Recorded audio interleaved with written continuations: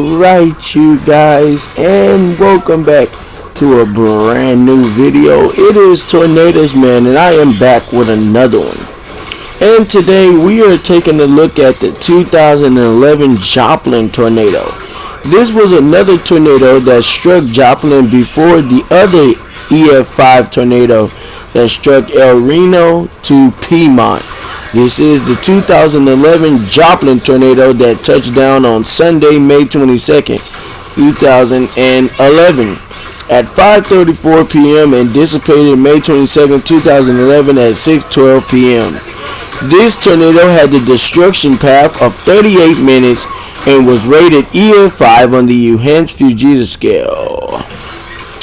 This tornado caused 158 direct plus 8 minus 9 indirect fatalities, 1,550 injuries, and the damage was $2.8 billion in 2011 U.S. damage, costless tornado in the United States history, which would probably be $3.91 billion in 2025 if this tornado was to touch down in Joplin. The areas affected was Joplin and surrounding areas with 2,000 power outages, 4,380 houses destroyed. This tornado was formed part of the tornado outbreak sequence of May 21st through May 26th of 2011 and tornadoes of 2011. So please make sure you like, comment, and subscribe for me because this video was very hard to come up with. So yeah, let's get into it.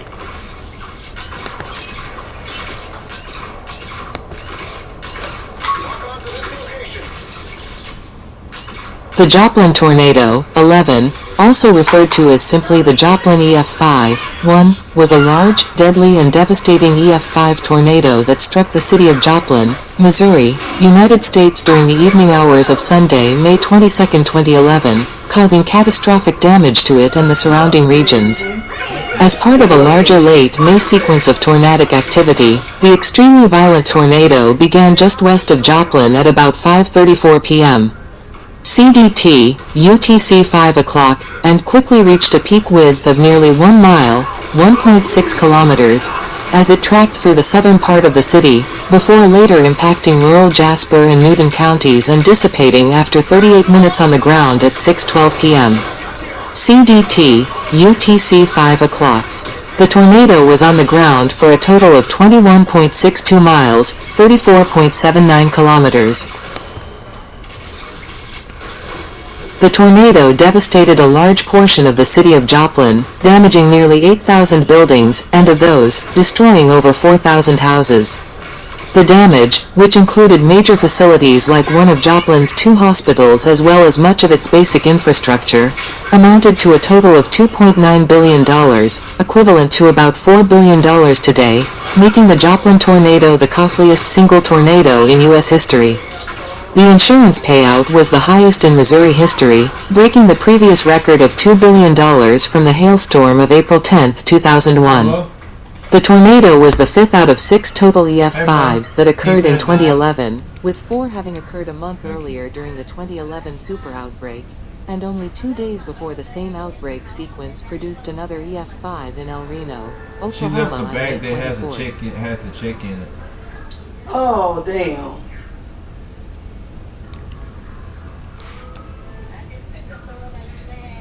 Overall, the tornado killed 158 people, including 8 indirect deaths, and injured some 1,150. They already got out the car? Making it the deadliest tornado of 2011.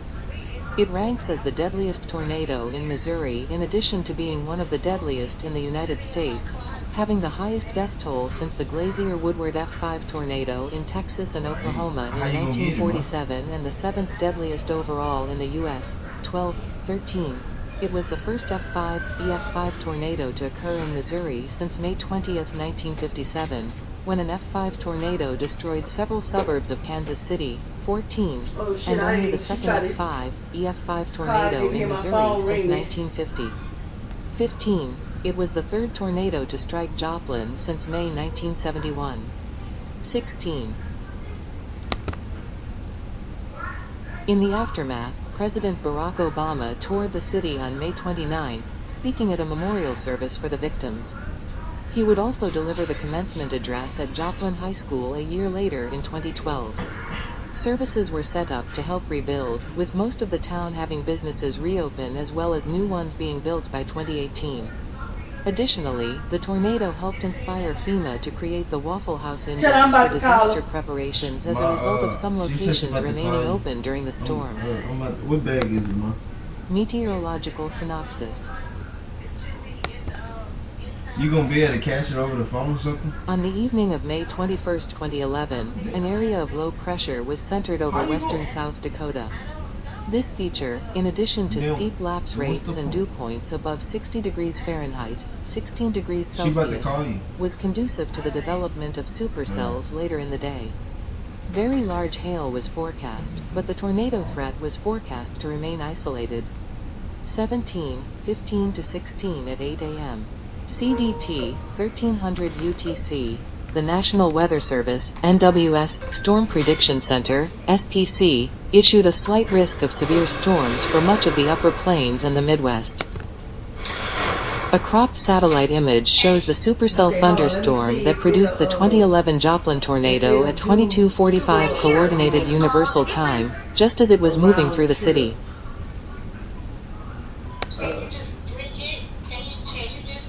By 8 a.m., CDT, 1300 UTC, on May 22, forecasters at the SPC realized that a more intense weather outbreak was likely to occur, and upgraded a large swath of the Midwest to a moderate risk.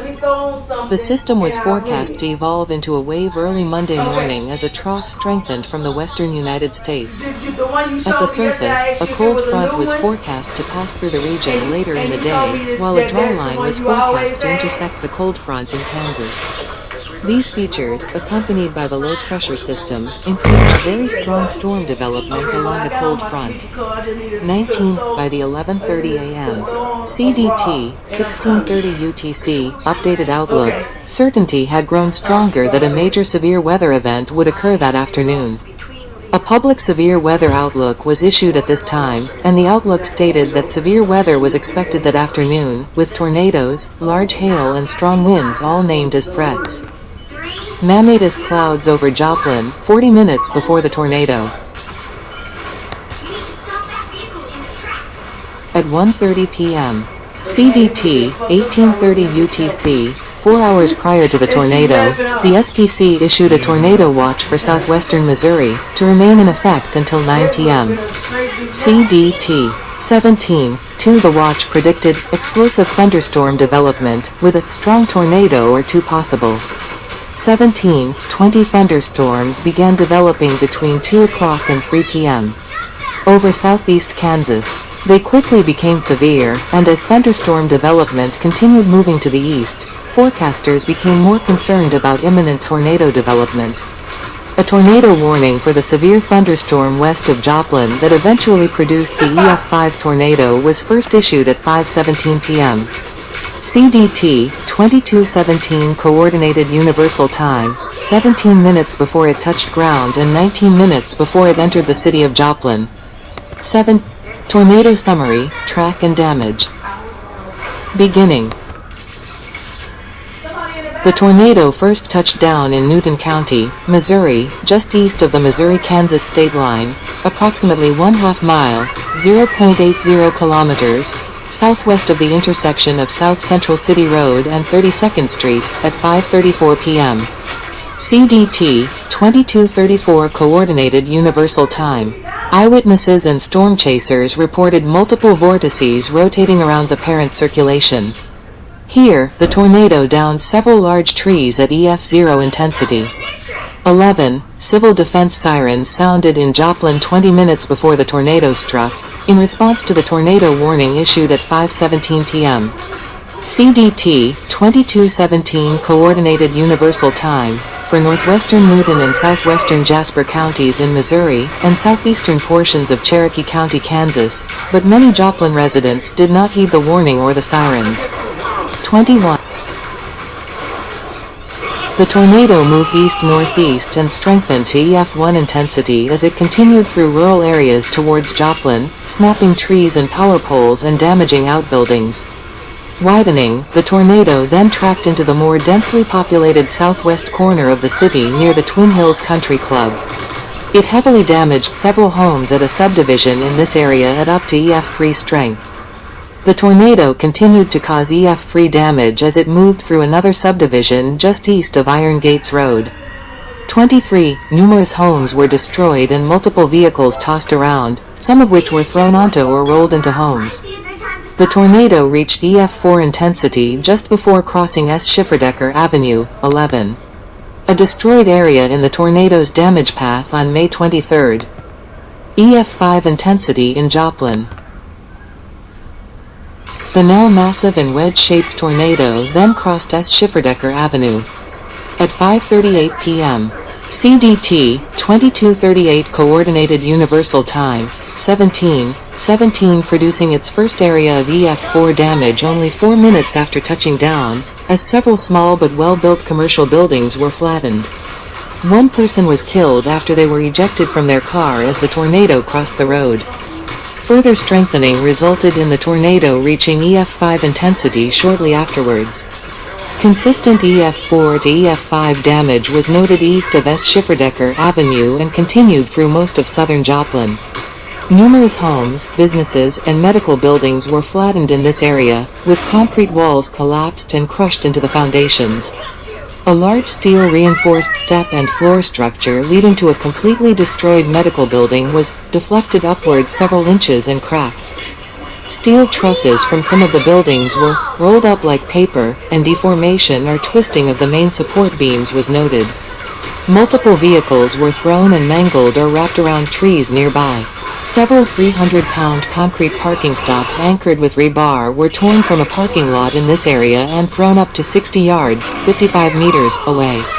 Iowa State University wind engineer Partha Sarkar calculated the force needed to remove the parking stops from the lot and found that winds exceeding 200 miles per hour, 320 kilometers per hour, would have been required. Whoa, what you looking for, 24.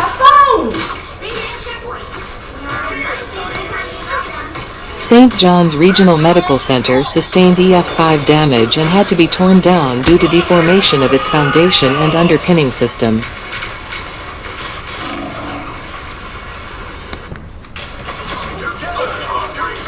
Damage became remarkably widespread and catastrophic at and around the nearby St. John's Regional Medical Center, which lost nearly every window on 3 sides, interior walls, ceilings, and part of its roof. Its life flight helicopter was also blown away and destroyed.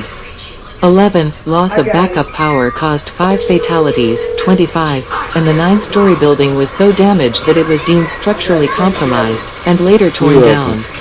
According to the NWS office in Springfield, Missouri, such extreme structural damage to such a large and well-built structure likely indicated winds that are exceeding 200 miles per hour, 320 kilometers per hour.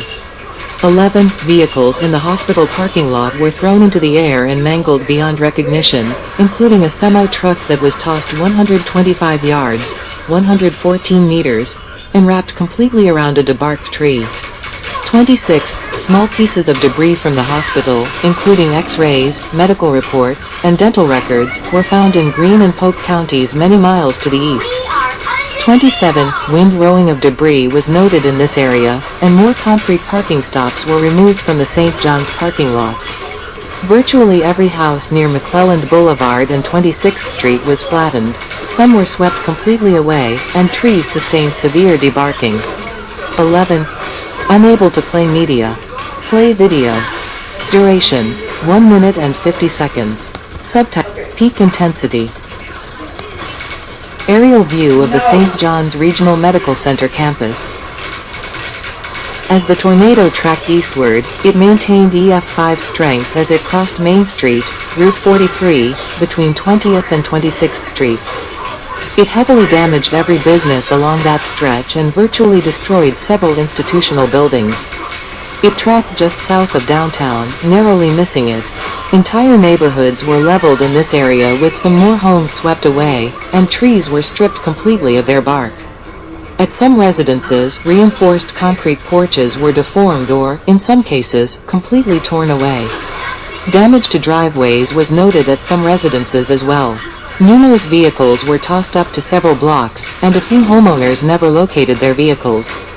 11. A large church, a nursing home, Franklin Technology Center, St. Mary's Catholic Church and School, and Joplin High School were all destroyed along this corridor. The Greenbrier Nursing Home was completely leveled, with 21 fatalities occurring there alone, 28, with dozens of fatalities occurring elsewhere in this area as well. 29. No one was in the high school at the time, as the graduation ceremonies held about 3 miles, 4.8 kilometers, to the north at Missouri Southern State University had concluded shortly before the storm. Pieces of cardboard were found embedded in stucco walls that remained standing at Joplin High School. Steel beams and pieces of fencing were deeply embedded into the ground in fields near the high school, steel fence posts were bent to the ground in opposite directions, and a school bus was thrown into a nearby bus garage.